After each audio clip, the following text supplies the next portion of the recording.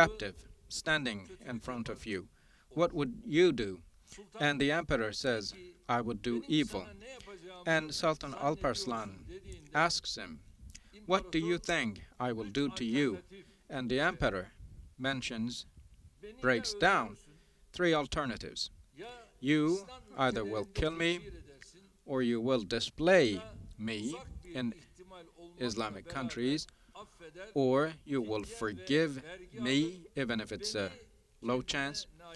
You will hold me captive, and upon that, the Sultan says, I never thought anything else about that, the third option. And the Sultan Alparslan forgives the Byzantine emperor. And according to many sources, he sends him back to his country by winning his heart. And this is such a nation we have.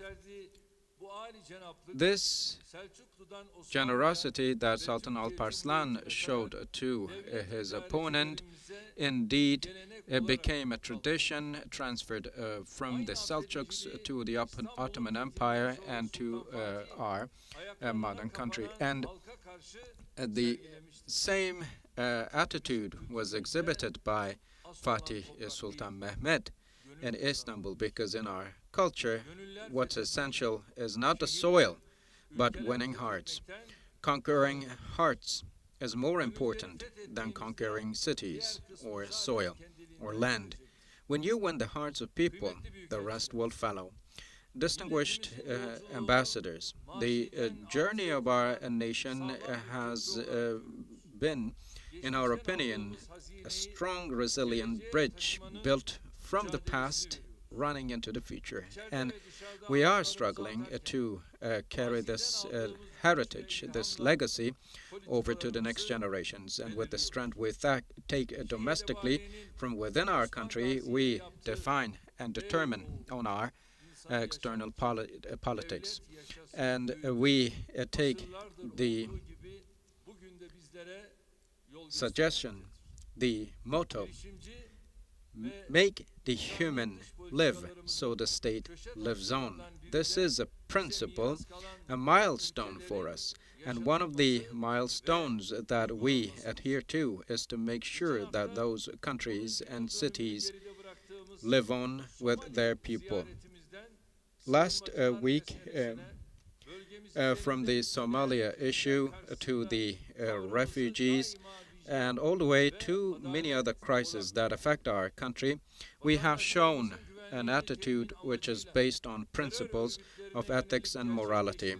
The cross-border operations will launch against terrorist organizations also took place on the basis of this understanding. We do not have our sight on the lands, the soil, or resources of any other country and their mineral or natural resources.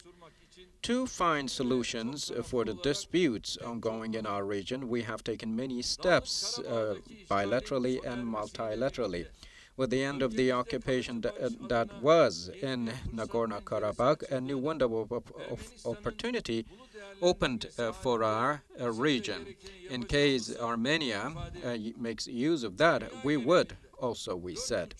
Across the world, the coronavirus pandemic cost the lives of 4.5 million people, from evacuations to medical supply.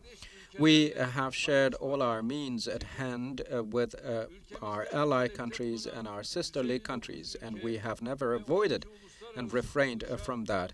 And we supplied medical products to more than 112 countries and many international organizations. And for Afghanistan now, we have the same humanitarian approach to ensure the order at the airport and to ensure the continuation of the evacuation.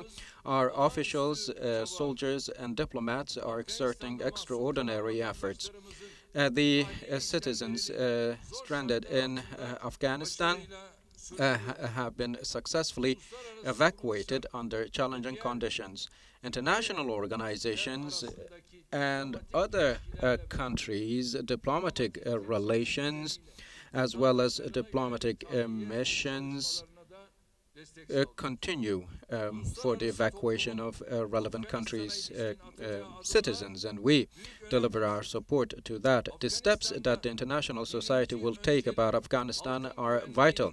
The first priority here is to ensure the safety and security of the civilians, of citizens, and normalizing life. And in Afghanistan, uh, an embracing and inclusive administration should be established to represent all sections of the society. The messages coming from the Taliban administration are taken into account cautiously. Of course, the next periods will be shaped not by the words of Taliban, but its actions and the steps it will take. Other than ambiguity, the coronavirus pandemic, drought, and economic problems do affect and increase the load on the burdens of the Afghan brothers and sisters who are challenged by war. Many Afghans are now in need for fundamental needs, including food. No matter who has the government or the administration, the international community has to help Afghanistan and show solidarity.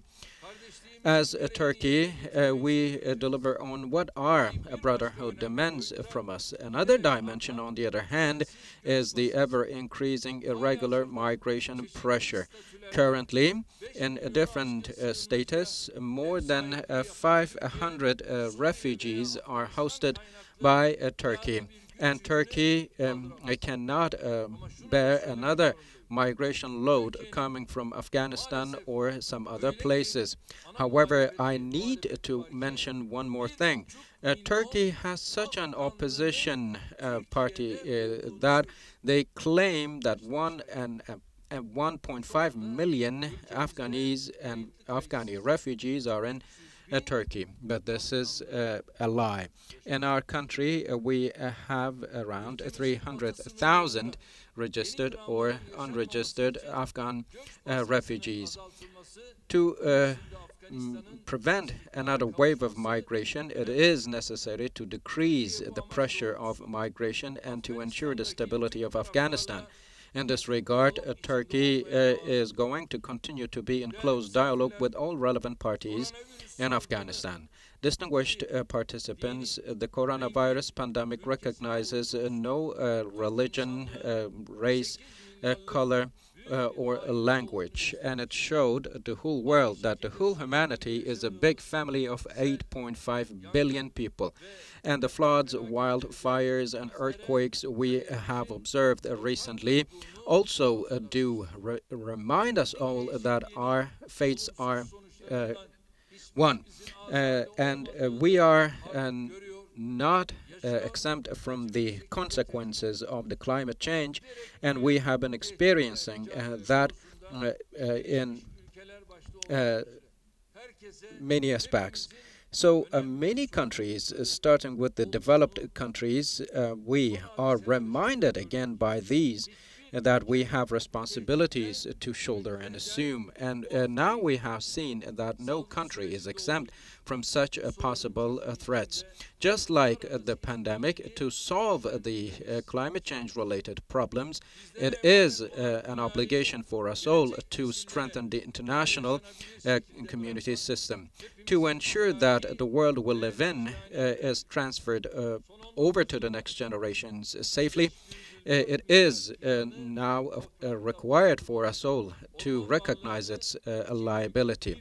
Over the past 19 years, we have increased the forestry area of Turkey from 2.5 million hectares up to 29 million, and we have a strong will, a full will to fight against the climate change.